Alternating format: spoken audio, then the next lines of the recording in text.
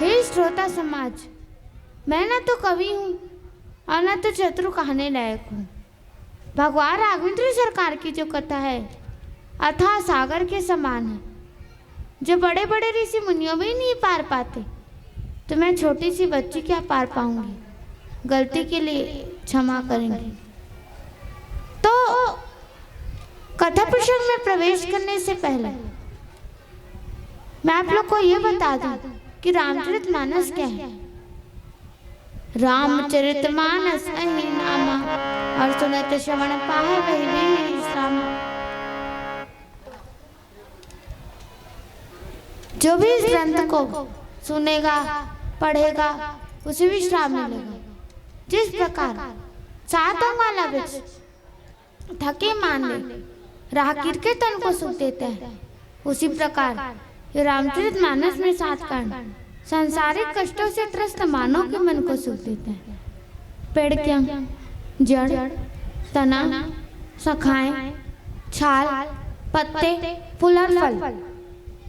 और रामचरितमानस में 7 कांड। सबसे पहला बाल कांड। प्रथम कांड है बाल रसीला और जन्म विवाह है राम की लीला। बाल कांड में भगवान श्री रामचंद्र जी के जन्म और विवाह की लीला का वर्णन किया गया है। दूसरा अयोध्या कांड। द्वितीय अयोध्या कांड प्रकाशा और पितु आज्ञा रघुवर वनवासी। अयोध्या कांड में भगवान श्री रामचंद्र जी अपने पिता दशरथ से आज्ञा लेकर 14 वर्ष के लिए वनवास गए थे। तीसरा अरण्य कांड। पुनि अरण्य की किस्किंधा भाखाए अर्थात शीघ्र शरण महाराखे। अरण्य कांड में भगवान श्री रामचंद्र जी वन में थे और अरण्य कांड में शबरी प्रसंग भी है। चौथा किष्किंधा कांड। किष्किंधा कांड में बाली और सुग्रीव दोनों भाई थे, दोनों की लड़ाई हुई थी और सुग्रीव और भगवान श्री रामचंद्र जी की मित्रता हुई थी। पांचवा सुंदर कांड। सुंदर सुंदर कांड सुहावन। सुंदर कांड में हर चीज सुंदर होता है। जिस कांड में महावीर जी जानकी जी को सिद्धि लाए थे। छठवा लंका कांड। लंका कांड में मारे रावण। लंका कांड में रावण मरने की कथा कही गई है। और सातवां उत्तर कांड परम अनुपा और राजकृत कौशल पूर्वोपा। उत्तर कांड में हमारे जो भी अच्छा कांड का प्रश्न है उसका उत्तर सिर्फ उत्तर कांड में ही मिलेगा। तो आइए कथा प्रसंग की ओर प्रवेश करते हैं। तो हम रामचरितमानस के भी 5वें सोपान सुंदर कांड पर चर्चा करने वाले। आखिर सुंदर कांड का नाम सुंदर कांड क्यों रखा गया? बाकी 6 कांडों का नाम उसके कथानुसार रखा गया। बाल कांड में भगवान की बाल लीला थी, इसका नाम सीता खोज कांड, अग्नि दहन, लंका दहन कांड भी रख सकते थे, लेकिन सुंदर कांड क्यों रखा? तो आइए इस पर विचार करते हैं। त्रिकुटांचल पर्वत के 3 शिखर हैं, सुबेलनी और सुंदर पर्वत। सुबेल पर्वत पर मैदानी भाग है जहाँ राम और रावण का युद्ध हुआ था, वह कथा बहुत सुंदर है। नील पर्वत पर सोने से जड़ित लंका नगरी बसा हुआ, वह कथा बहुत सुंदर है। और तीसरा सुंदर पर्वत पर अशोक वाटिका बसा हुआ, जहाँ अनेक प्रकार के फल फूल वृक्ष के पेड़ हैं, जहाँ माता सीता विराजमान है, वह कथा बहुत सुंदर है। इसमें हर चीज, इसलिए इसका नाम सुंदर कांड रखा गया। जिस तरह संगीत में गायन में पंचम स्वर पा को श्रेष्ठ माना जाता है, तबले में पंचम ताल को श्रेष्ठ माना जाता है, उसी प्रकार रामचरितमानस में सुंदर कांड को श्रेष्ठ माना जाता है। राम नाम अंकित गृह शोभा परिहीन जाई, तुलसी का वृंदता देखी हरस का पिराय।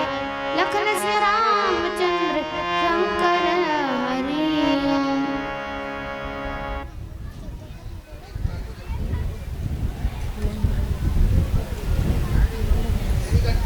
तो हनुमान जी भी 100 को समुद्र को लांघकर लंका नगरी बसा हुआ, लंका नगरी के पार जा चुके, मतलब समुद्र के पार लंका नगरी में प्रवेश कर चुके, वहां अंदर भी जा चुके। तो जब वे जाते हैं तो जहां था उन्होंने देखा कि अगणित योद्धाओं को उन्होंने देखा। रावण के मंदिर में गए और वह राज मंदिर बहुत ही रमणीय था। उसका जो महल था बहुत विचित्र था। तो उसको उसी समय रावण को उसने शयन करते हुए देखा। पर वह किस लिए आया है? माता सीता का पता लगाने।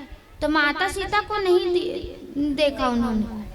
तो वे फिर आगे भवन दे जाते। तो जहाँ तहाँ अगणित हरि मंदिर, अगणित वहाँ योद्धा थे। तो आगे जब बढ़ते हैं तो वहाँ अत्यंत विचित्र महल था जो मंदिर के समान, और वह हरि मंदिर अलग ही बना हुआ। उस मंदिर पर भगवान श्री रामचंद्र जी के नाम के चिन्हों के अक्षर से लिखे हुए थे।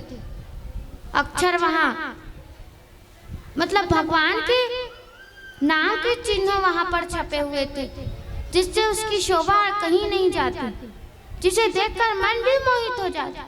राम नाम में अंकित भी, वह राम नाम से अंकित ऐसा घर ऐसा शोभायमान था जिसका शोभा से वर्णन भी नहीं किया जा सकता।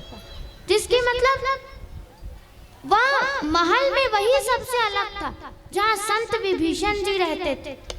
और हनुमान जी को क्या पता? तो देखते कि राम नाम के चिन्हों से वहाँ अंकित था। ऐसा वह मंदिर जहाँ राम नाम का हो, वहाँ शोभा कैसे नहीं हो सकता? तो ऐसे शोभायमान था जिसकी शोभा का वर्णन नहीं किया जा सकता। नव तुलसिका वृंदता, जहाँ तुलसी के पौधे हो वहाँ पर्यावरण भी स्वच्छ लगता है। इसीलिए घर में तुलसी का पेड़ हमेशा लगाना चाहिए, वह वातावरण को शुद्ध करता है। तो देखते हैं कि संत के घर में नवीन तुलसी के वृक्ष के बहुत से झुंड देखकर कपिराज हनुमान जी बहुत प्रसन्न होते, बहुत हर्षित होते। क्योंकि जो राम नाम लेने वाले जो भक्त होते हैं उनकी तो स्वभाव से ही पता चल जाता है कि वे कैसे। जैसे विभीषण जी इतने सारे राक्षसों में भी रहकर, उनके सारे भाई राक्षस ही राक्षस, लेकिन वह एक अलग थी। जो राम नाम की महिमा में लीन हो जाए ना, उसे दुनिया की कोई चीज भगवान से अलग नहीं कर सकती। तो उस तुलसी के नवीन नवीन छोटे छोटे पौधों को देखकर हनुमान जी बहुत हर्षित होते। लंका निश्चर निकर निवासा,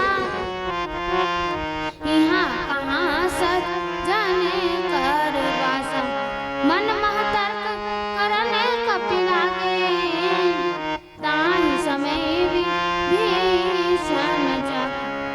और लंका में निश्चर ही रहते। निश्चर यानी राक्षस, सारा ही झुंड का झुंड वहां राक्षस था। मंत्री भी राक्षस, उसका भाई भी राक्षस, उसका पुत्र भी राक्षस, उसकी पत्नी भी यानी कि उसके माता भी राक्षस, लेकिन राक्षस। मंदोदरी भी राक्षस के कुल से आई थी, लेकिन उनका स्वभाव कितना अलग था। वह राम नाम की महिमा के बारे में जानती थी। वह रावण को बहुत समझाती थी, लेकिन रावण उसको समझ नहीं पाता था। वह माता सीता को हर लेके आए, तो उसी का पता लगाने के लिए हनुमान जी जहाँ तहाँ भवन में खोज रहे हैं। किसको? माता सीता को। मंदोदरी भी रावण के साथ रहती थी, लेकिन उन्होंने तो राक्षसी स्वभाव नहीं दिखाया। क्यों? क्योंकि जो राम नाम की महिमा में डूबा हो ना, उसको दुनिया की कोई भी बुराई नहीं खींच सकती। राम नाम में इतनी शक्ति। लंका निश्चर निकर निवास, हनुमान जी सोचते कि यहाँ तो लंका में पूरा राक्षसों का ही राज है, पूरा निशाचर ही रहते, यहाँ सज्जन का वास कैसे हो सकता है? ये मंदिर किसका हो सकता है? हनुमान जी मन में ऐसा तर्क कर अपने मन में सोच रहे थे कि उसी समय विभीषण जी जाग उठे। आगे की कथा एक भजन के माध्यम से। लखन सिया रामचंद्र चलती चक्की देख के दिया कबीर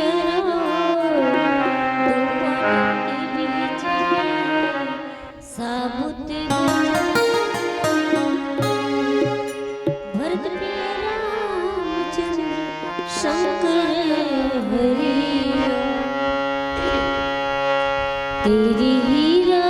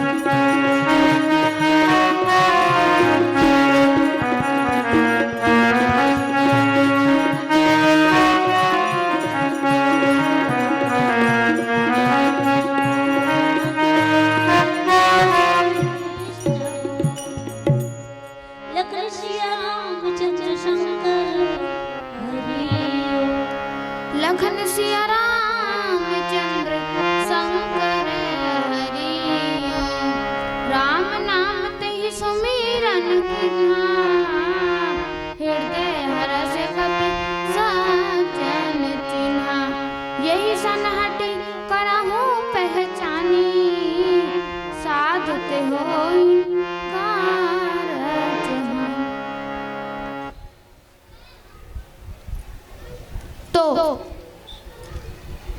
विभीषण ने जागते ही जब भी वे शयन कर कर उठते सुबह, तो राम नाम का स्मरण करते। तब सज्जन जानकर हनुमान जी बहुत प्रसन्न हुए। तो इससे अवश्य ही पहचान करूंगा, क्योंकि सज्जन पुरुष से कभी हानि नहीं होती। सज्जन कौन होते हैं? संत। उनका कोई बुरा भी कर ले तो वे हमेशा दूसरों का अच्छा करते हैं। और राक्षस असंत होते, जिनका कोई अच्छा भी करे तो वे हमेशा दूसरों का बुरा करते हैं। संत और असंत की ऐसी करनी है जैसे कुल्हाड़ी और चंदन का आचरण होता है। चंदन का पेड़ संत है और कुल्हाड़ी असंत है। जब कुल्हाड़ी चंदन के पेड़ को काटती है तो काटने के बावजूद भी वह उसको अपने सुगंध से सुवासित करती है। तो संत का यही स्वभाव, इसी गुण के कारण है चंदन देवताओं के सिरों पर चढ़ता है, ताते सिर से सन न चढ़ता, और अपने अच्छाईपन के कारण सारे जगत को प्रिय है। अच्छी चीजों को सारी दुनिया पसंद करती है, तो हम अपने मस्तिष्क पर लगाते हैं जो शीतलता प्रदान करते हैं, लेकिन जो गलत करते हैं उसको उसका दंड मिलता है। पेड़ को काटने के बाद कुल्हाड़ी का धार चला जाता है, इसलिए उसको लोहार की भट्टी में ले जाते हैं, उसके मुख को आग में जलाकर फिर घन से पीटते हैं। यही कुल्हाड़ी का दंड है। संतों का जो चित्त है वह बड़ा ही कोमल होता है, तो वे कभी मुख से कठोर वचन नहीं बोलते, हमेशा मधुर वचन ही बोलते हैं। तथा वे लोभ लालच क्रोध गुस्सा हर्ष और भय का त्याग क्यों रहते। ऐसे संत जिनका जो हमेशा दूसरों का अच्छा करते हैं, इनका दर्शन करने से भी हर काम शुभ होता है। तब हनुमान जी उनको सज्जन जानकर बहुत प्रसन्न हुए। तब इससे तो वे कह रहे हैं कि अवश्य पहचान करूंगा, क्योंकि मतलब हनुमान जी मन में सोच रहे कि इतने बड़े महल में ये कौन है, इससे मैं जरूर परिचय लूंगा, क्योंकि इसके दर्शन करने से, सज्जन के दर्शन करने से कभी कार्य हानि नहीं होती। विप्र रूप धरि बचन सुनावा, सुनत विभीषण उठी ताहि आवा। करि प्रणाम पूछी कुशलाई, कहूँ विप्र निज कथा सुहाई। और ब्राह्मण का रूप धर के वचन सुनाए। तो सुनते ही विभीषण जी आए और प्रणाम करके कुशल पूछा और कहा, हे विप्र, यानी विभीषण जी हनुमान जी को कहते, अपनी कथा समझा कर कहिए, आप कौन हैं। सच्चे हृदय की पुकार, चाहे वो किसी प्राणी की हो चाहे किसी गज की पुकार हो, भगवान उसकी पुकार को सुनकर बैकुंठ धाम से दौड़े चले आते हैं। एक कथा आती है, एक बार सभी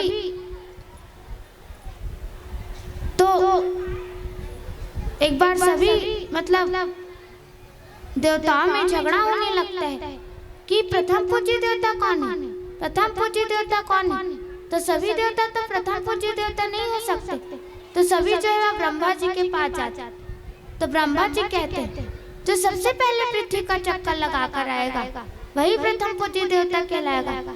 अब सभी देवता अपने अपने विमान में निकल गए, लेकिन बेचारे गणेश जी मूसक के सवार क्या करते, धीरे धीरे जा रहे थे और कहते हैं, अब किसी के पास बड़े बड़े हाथी थे, रथ थे, घोड़े थे, इतने सारे तो देवता थे, पुष्पक विमान भी थे। तो हनुमान गणेश जी मूषक को कहते हैं, अरे मूषक, तुम तो कोई काम के नहीं। तो मूषक कहता है, भगवान मुझे छोटा ना समझो, मेरे बिना तो कंप्यूटर भी नहीं चलता और आप मुझे छोटा कह रहे। तो दूसरी तरफ से नारद जी आ रहे थे, बिना बजावत हरि गुण गावत नारद मुनि चले आए हो राम, बिना बजावत हरि गुण गावत नारद मुनि चले आए हो राम, नारद मुनि चले आए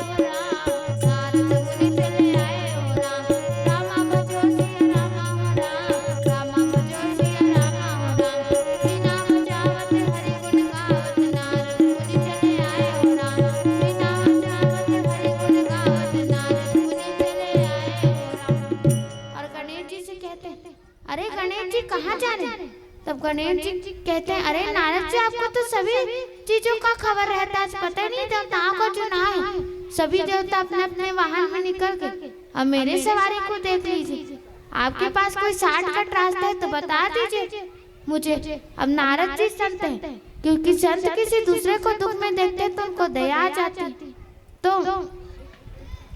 वे कहते हैं मैं आपको दुनिया का सबसे सर्वोत्तम उपाय बताता हूँ, आप पृथ्वी पर राम का नाम लिखकर 7 बार परिक्रमा कीजिए तो मूषक पर चढ़ के चलेगा जान, मुसवा में चढ़ के चलेगा जान, रामा भजो सिया रामा हो राम, मुसवा में चढ़ के चलेगा जान, रामा भजो सिया रामा हो राम, बाली उम्र में छोटे उम्र में धनुष लकई से तोड़े हो राम, बाली उम्र में छोटे उम्र में धनुष लकई से तोड़े हो राम, रामा भजो सिया रामा हो राम, रामा भजो सिया रामा हो राम, बाली उम्र में छोटे उम्र में धनुष लकई से तोड़े हो राम, रामा भजो सिया रामा हो राम, रामा भजो सिया रामा हो। और ब्रह्मा जी के पास आता और कहते बाबा मेरे में तिलक लगाए, मैं प्रथम पूज्य देवता बन गई। अब आश्चर्यचकित हो जाते हैं ब्रह्मा जी, ये इतने बड़े बड़े सवारी वाले हैं, ये कहाँ से छोटे से सवारी वाले गणेश जी इतनी जल्दी पृथ्वी का चक्कर लगा कर आ रहा। तब उन्होंने बताया राम नाम की महिमा से दुनिया में क्या चीज नहीं हो सकता। रास्ते में नारद जी मिले थे, उन्होंने मुझे राम नाम की महिमा का बोध कराया। उसी दिन से राम नाम की महिमा के कारण गणेश जी प्रथम पूज्य देवता कहलाए। शंकर भगवान अपने गले में विष को रखते हैं, महिमा जास जान गणराव और प्रथम पूज्य नाम प्रभु, इसी कारण गणेश जी प्रथम पूज्य देवता कहलाए। शंकर भगवान अपने गले में विष को रखते हैं जो उनके लिए अमृत बन जाता है। वाल्मीकि जी जो पहले डाकू थे, इस बहुत बड़े रामचरित मानस के रचयिता हो। और विभीषण जी 4 बजे उठकर राम का नाम लेते थे, इसीलिए तो जब रावण ने उनको घर से निकाला तो किसने शरण दी? भगवान ने शरण दी। बिन पद चले हो से नहीं बिनु कान। राम नाम में इतनी शक्ति कि जो लंगड़ा पहाड़ पर नहीं चढ़ पाता वह भी पहाड़ पर चढ़ लेता है, जो बोल नहीं पाता वह भी बोल लेता है, जिसका हाथ नहीं चलता उसका भी हाथ चलने लगता है, जो चल नहीं पाता वह भी चल लेता है, पहाड़ पर चढ़ जाता है। तो हरि अनंत, हरि कथा अनंत, भगवान की कथा अनंत है, उसकी महिमा का हम वर्णन नहीं कर सकते। लखन सिया राम।